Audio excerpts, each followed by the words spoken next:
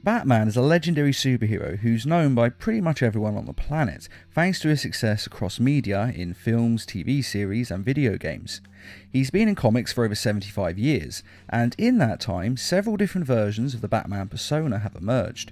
These have come from alternate dimensions, alternate timelines and such, and this video is going to go over the 5 best alternative versions of Batman. And alternative means not the mainstream version of Bruce Wayne. Number 5. Future Batman. From the video game DC Universe Online comes a Batman from a dystopian future in which Lex Luthor has killed Superman. You've lost everything. No, I beat you. Lex Luthor! Brainiac has taken over the world. They too will belong to Brainiac. And Batman was almost killed by the Joker.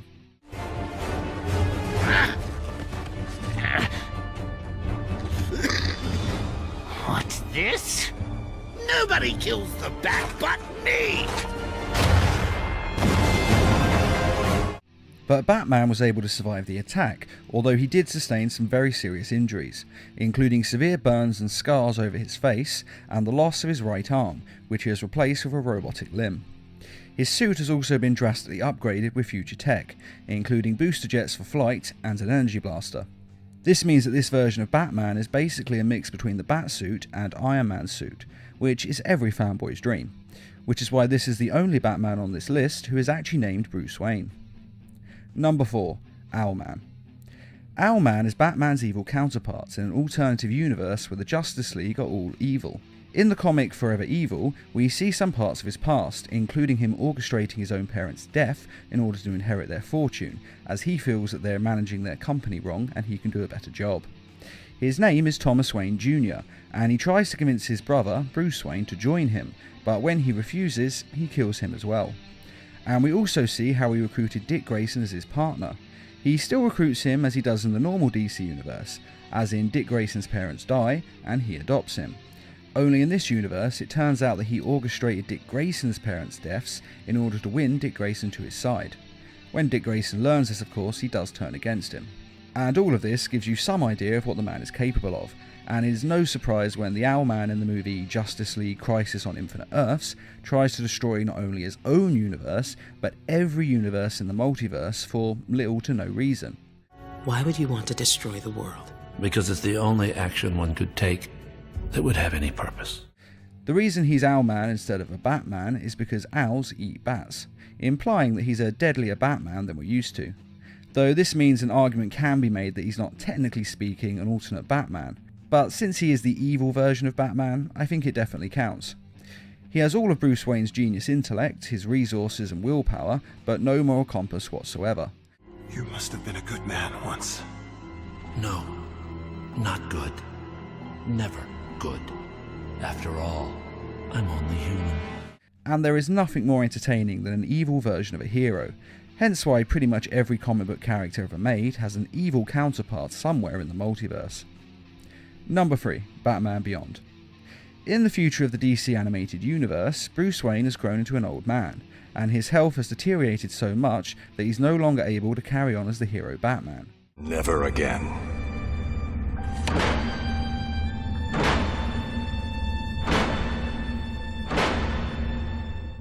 He slowly sinks into seclusion until one night a gang of Joker-themed vandals invade his property, chasing Terry McGinnis.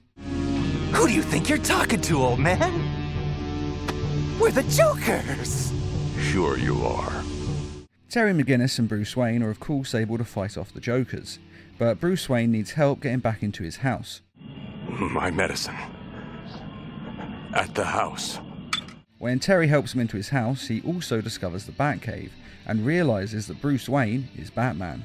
You're Batman. I was Batman. This eventually leads to Terry McGinnis becoming the new Batman, with a futuristic version of the Batsuit. I warn you, I can be a difficult taskmaster. I accept nothing short of excellence from all who work for me. I think I can handle it. As I've said, Bruce Wayne's health was deteriorating, and so he designed this Batsuit to compensate for that. So it enhances the wearer's strength, allows them to fly, and has a host of other abilities such as a stealth mode that makes the wearer basically invisible. The best thing about this version of Batman is that it allows for a young, hot-headed Batman, whilst behind the scenes, a retired Bruce Wayne is the brains of the outfit. And the dynamic that the two share is very entertaining, and is one of the best hero-sidekick relationships in DC animation, if not the best. And this version of the Batsuit also gives the audience another idea of what a merger of the Iron Man suit and the Batsuit might look like. Number 2. Flashpoint Batman.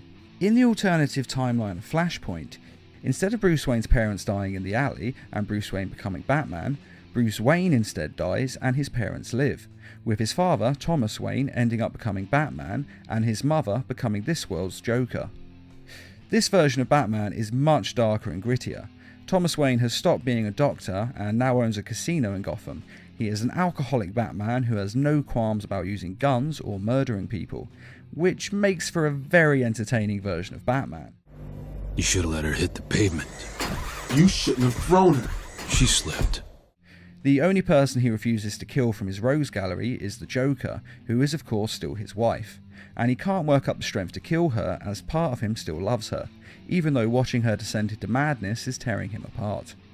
This character combines all the best elements of Batman with all the darkest elements of a hopeless noir lead character that ends up with a Batman that is unforgettable. I'm afraid there just isn't enough speed force to go around.